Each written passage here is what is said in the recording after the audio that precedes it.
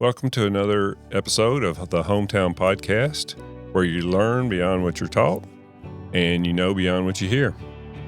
Hang on.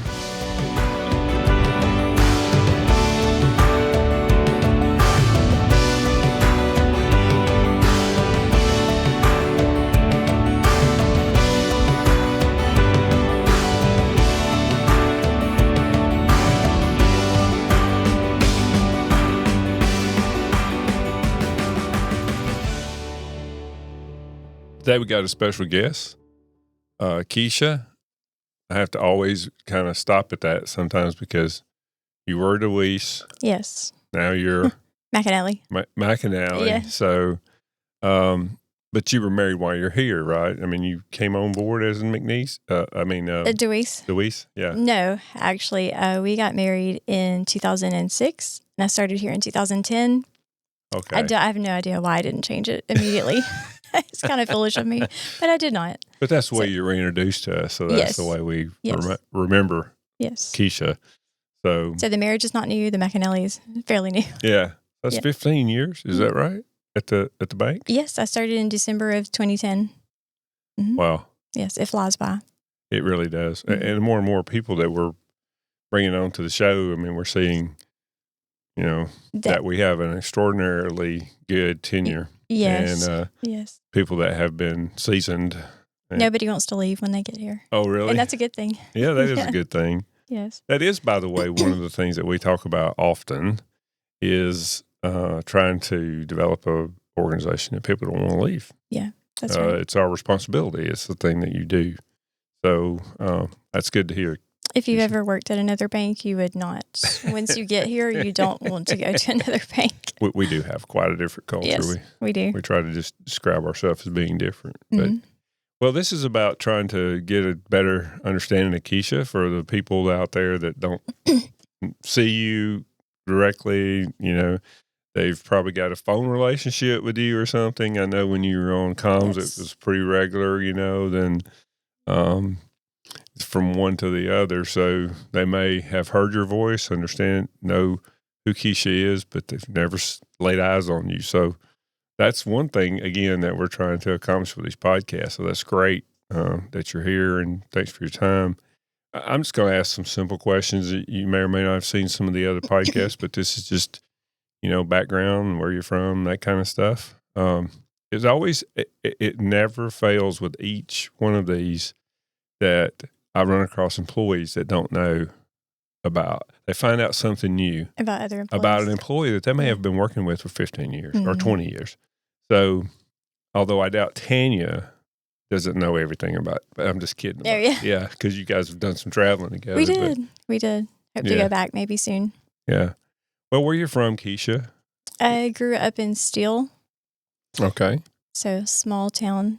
Mm-hmm. But I went to Steele junior high school until I was at the time I was there, it went through the 9th grade. So I graduated with 12 boys and 12 girls. Or no, I can't remember if it was 6 or 12. It was a very small class. Very small. Extremely small class, yes. And then I went to Ashville, which for me, I graduated with like 65 people, was absolutely huge. It was a culture shock. So I had that same situation. I graduated with about 39 or 40. And my wife graduated at that time. This was 81. She graduated with like 360. Yeah. Steve went to Pinson, and it was much larger than I was. Yeah. So it is quite a culture shock. It is. Especially when you go to the first reunion thing that you ever attend. Mm-hmm. And you're like, how in the heck do you know who all these people are? And then they've gotten married or whatever. They have families. So they just bring on different people. So, So what about your family? You got brothers, sisters? Because I have one brother who's 2 years younger. Mm-hmm. Okay. He's married, has 2 daughters. Is your family generally still around that area, or? They live, like my mom and dad live pretty close to me. My brother still lives in Steele. Oh, okay. So that's where the family's from. That's where the family basically stays. Yeah. That kind of stuff. Yes. So, okay. So how do you get to HomeTown? I mean. So I came to HomeTown from Metro, and I had I'd only worked at Metro for about 5 months, think it was from like April to November. Mm-hmm. The problem is we were robbed twice in the time span that I was there. Yeah. Once, one time with the whole robbery with a gun and lay on the floor. And so I was like, yeah, I can't. That's pretty hard to overcome. I can't do that again. Yeah. Yeah. So started looking elsewhere. Yeah. We do have a few dangers in our business. We do have the money. Yes. And, but before that, I mean, small job, part-time jobs, what kind of things did you do? So I actually started out at AmSouth right after high school. Mm-hmm. And then I went to South Trust, which transitioned to Wachovia, which then went to Wells Fargo. So I've always been in banking. Yeah. Yeah. In a state of transition. Right. Like. Exactly. Exactly. And then on the metro, then to here. Yes. So what all have you done? I mean, I know we've asked this before, and we can encourage people to learn new things, and we encourage people to kind of try to find their feet, is what we call it. So if you want to learn, start out in communications, because you never know what you're going to get when you pick up the phone, and it's kind of up to you to find the answer. Like if you may get things that you've not done before or don't know about, have to investigate. It's a very good place to start out. I spent 7 years there, a couple of years at Deposit Ops. I went to Sneed for a little while, and then I've been in Cleveland since June of 2020 after we closed for a little while, and then got the branches back open like post-COVID as far as outside. Yep. So you've covered the spectrum pretty well. Yes, other than Pinson. I always suggest that communications is a far-ranging spectrum anyway. It is. You don't know till you get there, but yeah. In what you do, you get the full definition of what we talk about around here, where, banking's 98% of our lives, and it's only 2% of our customers' lives. Right. You don't realize that, and especially if you've been in it for so long, you don't. Yeah, I mean, they just want it to work, You have a full and complete understanding. Why don't they have a full and complete understanding? Right. And we're in a fairly complex business. Especially nowadays. I mean, things are fast moving, and yes. I was looking at some old material the other day. Even the bank's 22 years old, which is fairly young for a bank. But goodness, the way we did things 20 years ago, and some of the notes we were making and the things that we were doing, they've gone away. I mean, I remember coupon books. Right. Yeah. Yeah. Right. It's strange to remember all that. It doesn't seem like that long ago, but it really has been. Well, I spoke to I spoke to Tanya the other day, and she was talking about moving to work.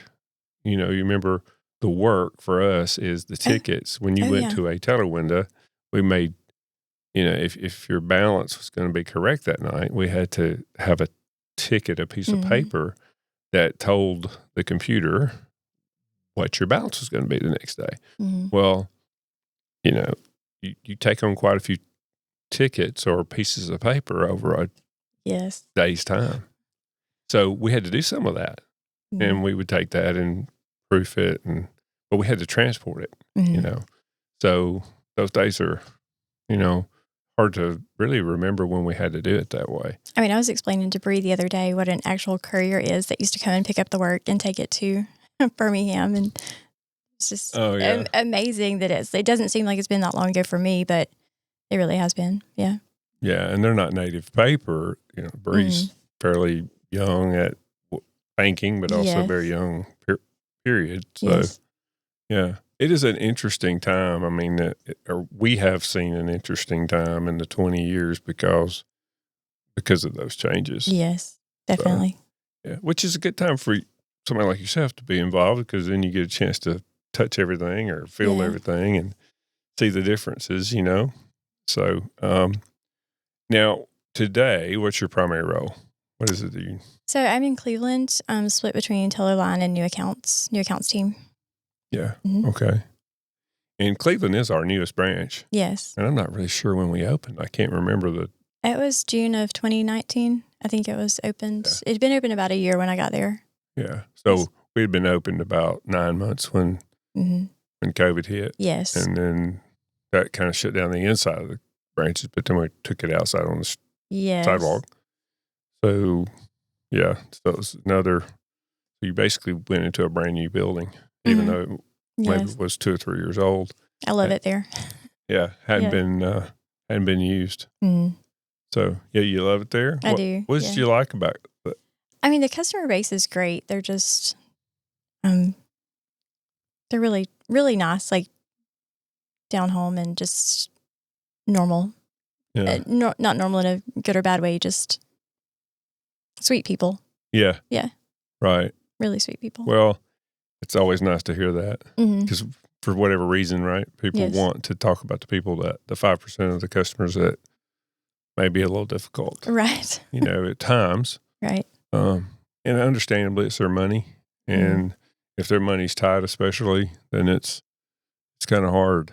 It makes it difficult to be nice. Yeah. We have to understand that. And I mean, you don't always get thank you notes, but the 90 or 95% that Yeah. are good. Right. They appreciate what we do, and they are looking out for us and our best interest. Right. Yeah. But how we go about our branching strategies is kind of interesting because we wait until we have a customer base in an area, then we go to that area and provide them what they already, I mean, they may already be customers, but we're providing them much easier access to us. Yes. And that was our thinking with Cleveland, and it's great to hear that people have kind of welcomed us with open arms there, as in other places. So they appreciate us being there. Mm-hmm. Do you remember anything that kind of funny or different or unique that may have occurred? Or I'm sure there's several things, but I'm going to think of a good answer to this on the way back to Cleveland. I've been trying to. I know I have a funny story. I just can't think of it. But I did want to say the one thing I really appreciate is that we work in the gray area. And that's a good thing. If you've ever worked at any other bank, like you're encouraged to take responsibility for what you do. If you make a decision, it's your decision and you have to back it up. But always trying to do what's best for the customer in the long run. Yes. Yeah, I'm a little taken back with the number of as a percentage, the number of companies, the number of businesses that don't take that approach. I mean, they want to kind of discourage people from, they're trying to automate the decision making when you cannot take the human, the thinking. Yeah, the thinking. You can't take the human out of thinking. Mm-hmm. AI is a wonderful thing, and it can lead you into thinking deeper. Right. That's the way I look at it. It's not something to think for you. It's something to make you think better. Right. So, well, earlier we were talking about this where we kind of mentioned it slightly, but take a little different route here. But I know you guys have a farm, you and your husband. We do. We have 4 commercial poultry houses, so we grow for Tyson, but and that provides the bulk of the income there. But we also, so during COVID, we would go to the grocery store and there was just nothing there. Everything was cleaned out, and my husband's like, we can grow our own food. We have the land, we have the space available to do it. So we started out, I think, with 5 or 10 pigs the first year, and it really has grown from there. So we have a small herd of the little Aberdeen Angus, and we sell those. And then we have, I think we had 25 pigs this year. So what are little Aberdeen Angus? they're just Angus, but they're smaller. So really, before they got bred up so big, they look like little round barrels with, I mean, they're cute. Almost like miniature. Yes. They just have shorter legs, and they weigh less. So yeah, like a little round barrel. So and short legs. Do you sell the animals themselves, or do you just? So we sell wholes and halves. So we would take them, like customers would place an order. We sell them per pound for the hanging weight whenever they get to the processor, and they, when they get the final weight, when they hang, then they would pay us and then pay the processor separately. Yeah. So yeah. So do these? I don't want to say miniature cows, but it kind of sounds like they're smaller. I mean, what do they normally weigh at their peak? So I think our smallest one this time, we've sold, I think, 8 so far. Our smallest one was like 455 pounds for a whole one, hanging weight. So that's what you get. You get a percentage of that. I think like 60 or 70% you get of that. Versus an average cattle operation may have, oh gosh, 1,200, 1,500 pound animal. Yes. So, yeah, I got to see some of these things. Yeah. I happened to see a program the other day where a man bought what he called a miniature cow, but it was just a smaller cow. I mean, yes. anything, and I wondered if it was something kind of similar to that, but probably it's not. They're just shorter. But Steve he really wants to do like a farm day, as far as having customers that have purchased before come out and see the farm, and kind of he's very big on we do not spray pesticides, anything on the farm. We fertilize with our own chicken litter that comes from the chicken houses. So there's nothing, there's no chemicals on the farm. He's not vaccinating the animals. So he really wants to like have customers come out and see that, as far as would they know where their food comes from. Right. So, yeah. That's interesting. It sounds like you guys have something, you're on something there. Yeah. He's kind of he's a little bit of a one-man show at the moment, but yeah. He's got a lot quite going a bit. on. I mean, people just don't understand the demands in a herd of animals. Cattle, yes, pigs, whatever it happens to be. I mean, we have goats as well. So. Oh yeah, yeah. We have. I don't even know how many. There are 60 maybe or so goats. So you got cows, pigs, goats, chickens. Yes. But just the commercial chickens, or do you have some other chickens? No, we can't. We're not allowed to have yard right. chickens because it would be on the same property. So yeah, we have to keep those separate. Disease is a major issue with poultry. Exactly. Yes, can be. Yeah. Wow. Mm-hmm. So how long have you guys had the farm? We moved to. So we bought the first farm, which is not where we are now. We bought it in 2011. We stayed there for 5 years. We sold it. We moved to the land that we already had, and he didn't really know if he wanted to build any, but a lot of stuff goes into that. So anyway, ended up building, and we got chickens there on August 11th of 2017. Mm-hmm. So we've been there since 2017 with this farm. So 9 years. Yeah. Close to 9 years. Yeah. You guys could be on the, front of a magazine, Alabama Farmer or Alabama National Poultry. Farmer. Yeah.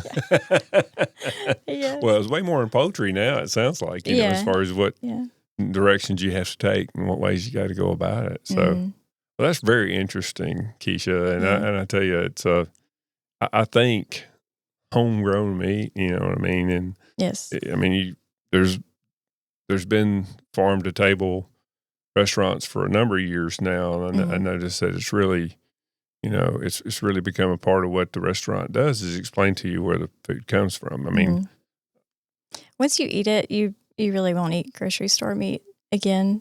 Like the pork chops are just, in the grocery store they're pink, and right, farm chops are deep red. So yeah, it's much better for you. Tastes much better.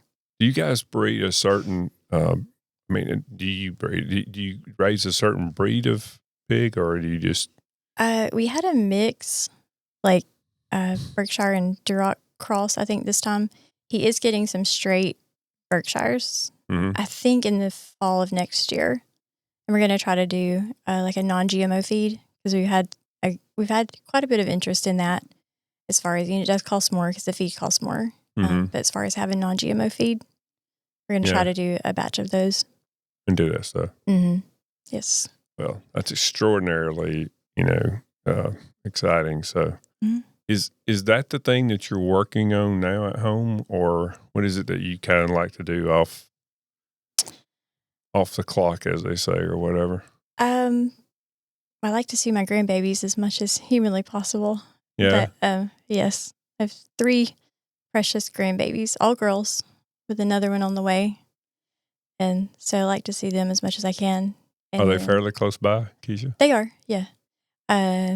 Rebecca lives in Blunsville, and then Skylar and Elizabeth are Reagan and Rebecca live in Blintsville, and Skylar and Elizabeth live on the mountain. So, yeah, they're really close.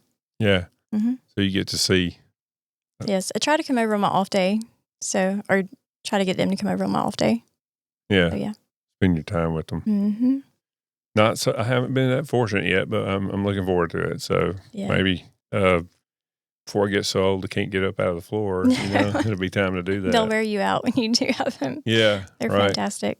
Yeah. Well, are you a reader? I can't remember, Keisha, if I'm not, because I hate to say it, I get sleepy when I read. So if I do, it's what puts me to sleep. Yeah. But I do. I've taken up piano playing. I don't say that. It's not. I barely know chords yet, but I could sit there really for hours and just work on that. Yes. Yeah. Even the practice is not bad. You think when you mess up, you don't just even practice is good. I love the music. Yeah. Great. Mm-hmm. And maybe the learning part too. Getting developing the ability to do something you couldn't do. Exactly. I'm not musically inclined at all, so I thought I would never even just learn notes or anything. But yeah, I love it. Well, I know at one time you did some traveling. So are you still doing any of that or? Not lately. Tanya and I went to London so that trip was canceled. That first attempt was canceled by COVID. I think we were going to go in March of 2020 and that got delayed by 18 months. I think we ended up going in November of 21. Mm-hmm. Yeah. Yeah. So maybe we can go back. Yeah. Mm-hmm. Get a chance to see it again. Yes. So you enjoyed London? Yes. I would like to get out more in the countryside. But yeah, it's so neat over there. Yeah. It's really neat. Europe is a unique place. Mm-hmm. So, well, thanks again for coming, Keisha. I know your time's valuable and we appreciate what you've done for us and how long you've done it. Again, I know the time you took to be here is important. So thanks again. Thank you for having me. Thanks for joining us on another episode of HomeTown Podcast, and we'll see you next time.